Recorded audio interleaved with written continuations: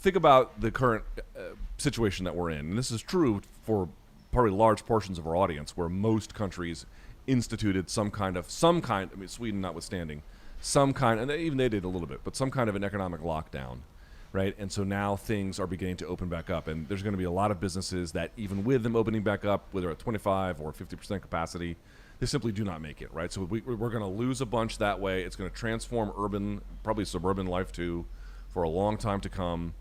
And now you have a chance to get back open, though, and then, rioters burn your place or steal your inventory or, damage what you're doing at some kind of really, really perilous moment in your existence. I mean, who could defend such a thing, right? This is so nakedly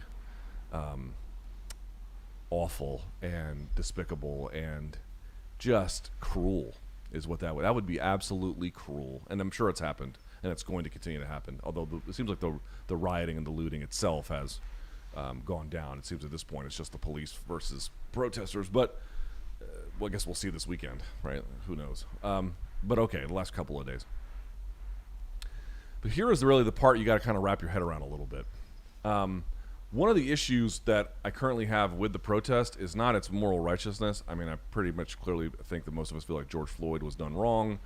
And that, how many people have seen these videos of cops just going ham on dudes who aren't really doing anything? Not talking about the looters, not talking about the rioters, right? We can all agree that, you're going inside a Kmart and just having your way. I don't put you on the same moral plane as somebody who is, silently taking a knee and that kind of a thing. So okay, so that's where we are with this. The one problem that they have is that they're making these demands for police reform without really a clear case of what police reform should look like. So as you indicated, some people on the left really want to what's called defund the police. There's research to indicate that's probably not all that helpful, but there's also a question to suggest, like, how big should a police budget be? Anyway, neither here nor there. The one thing that's kind of a problem is that they don't have a clear, coherent leader, and they don't have a clear, coherent message other than police brutality is bad, which I think most people would agree with, and they're trying to just sort of raise consciousness about the plight of policing in minority communities. Here's the thing, though, right? We would all agree that the abolitionists back however many centuries ago were operating well within the moral high ground, yeah? Right? I mean, they're trying to free the effing slaves. I think all of us at this point can look back and say, yeah, they probably had the better argument. They didn't win that fight by just making demands, right? And then silently protesting. They did that shit with violence, right? They went out there and, killed their own slave master. I mean, the slave owner is not simply going to let them off the plantation or run to free territory. They had to do it at the barrel of a gun. And that's why a lot of them were killed on the white and black side, obviously. So there's just this real reality about, even going back to parts of the American Revolution, like there's a real clear case to make that on the one hand, the violence can be cruel and incredibly destructive to human life and really piss off and alienate people who would otherwise be sympathetic to the message. And then on the other hand, you have these absolutely clear cases where this did not get done taking a knee at football games. They didn't win this, like, for example, you can argue about how gay marriage was essentially normalized and made legal in this country.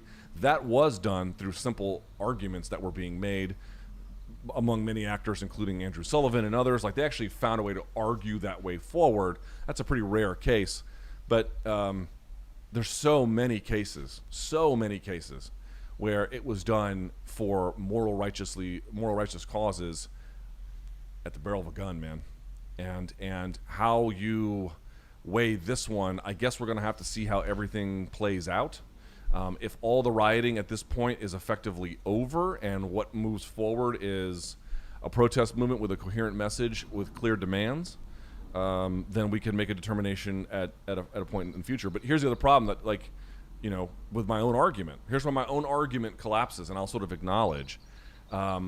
What's to say that somebody you really disagree with, if they're to say, well, if I believe I am in the morally righteous cause, I have a right to take up violent means. So that would mean what? Someone could try to affect change about pro-life or pro-choice decisions in this country at the barrel of a gun, right? Is that what we're necessarily advocating? These are complex questions, and there's not an easy answer. I think you would merely have to. You have to evaluate each one on a slightly separate cause. I think the only cause for alarm, if you actually care about what the protesters are discussing, again, not the looters, not the rioters, but just the protesters. If you really care about what they're saying here, that's good. The problem that I seem to face is that so if you walked out my front door and you went that way, and you walked a couple of miles, you would get to a place called 8th Street Northeast, which is known as the Atlas District. And if you did that, what you would realize is that was the place that when Martin Luther King was assassinated, they burned that shit to the ground.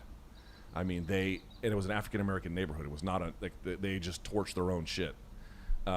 It only recovered in like the aughts, like the 2006, 8, 10, 15, and then so the 2010s. It took that long for that part of the city to recover. I mean, dude, there is lasting damage. And here we are again, with this sort of like basically this modern civil rights concern where like, here's the point. Like something bad happens, there's this lashing out, doesn't seem like shit changes, and then we just come back to this over and over and over and over again. So people can say, oh, well, it should really be a silent protest. It should really be just protests, not rioting, not looters.